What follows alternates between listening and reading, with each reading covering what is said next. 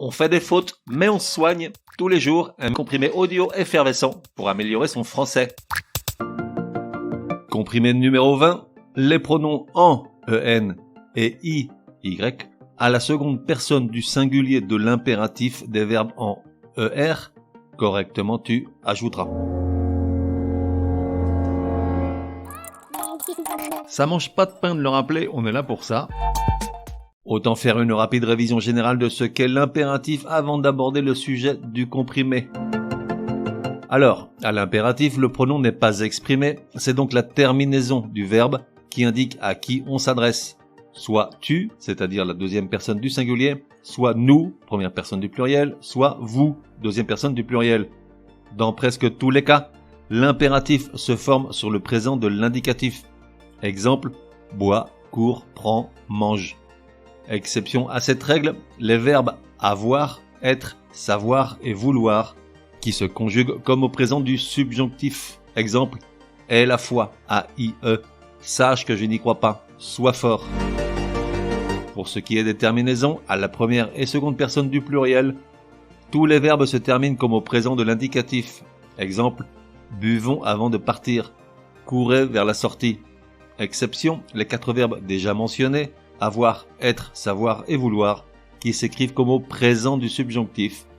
Ayons du courage, soyons rapides, veuillez vous asseoir, sachons anticiper. En revanche, la terminaison à la première personne du singulier, c'est un peu plus compliqué.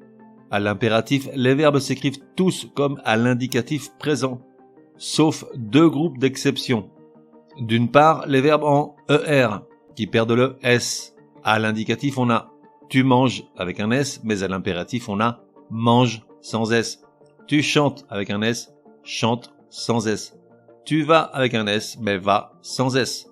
D'autre part, certains verbes en ir, comme offrir, souffrir, couvrir, ouvrir, et les verbes de leur famille, perdent également le S de la seconde personne du singulier de l'indicatif présent.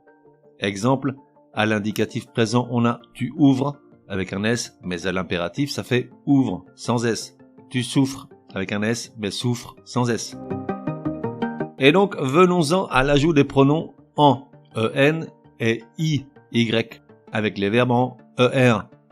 La règle est relativement simple. Devant les pronoms en, en et i, y, ces verbes prennent un S à l'impératif pour des raisons d'euphonie.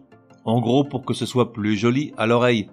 Ainsi, on dit et écrit « mange-en » en rajoutant un S et un trait d'union, et non pas « mange-en ». De même, on dit et écrit « vas-y » et non pas « va-y ». Toutefois, ces verbes en R ne prennent pas le S à l'impératif si les pronoms en et i sont suivis d'un verbe à l'infinitif, dont ils sont le complément. Exemple pour bien comprendre. Patrick n'a plus de bière, il dit à Martine « va en acheter, merci » et non pas « vas en acheter ». Ou encore, Martine pénètre dans le bureau de Patrick, elle lui aboie « va y mettre un peu d'ordre » et non pas « vas-y mettre un peu d'ordre ».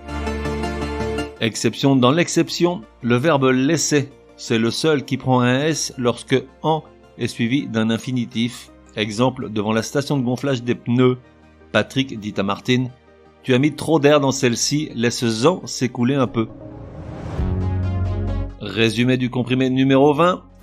Pour que ça rentre, comment écrire les verbes en ER à la seconde personne du singulier de l'impératif lorsqu'on rajoute les pronoms en, en et i, y.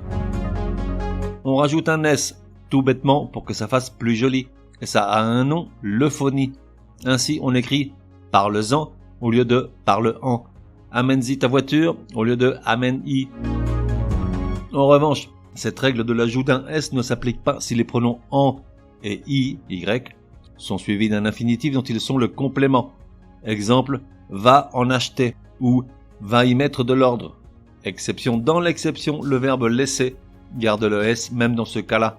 Exemple « il y a trop d'eau, laisse-en s'égoutter la moitié ». On fait des fautes, mais on se soigne, te donne rendez-vous demain pour un nouveau comprimé super fastoche. N'oublie pas de t'abonner au podcast pour ne laisser passer aucun comprimé. Et si tu es de bonne humeur, merci de laisser un chouette commentaire. Certaines applis de podcast le permettent.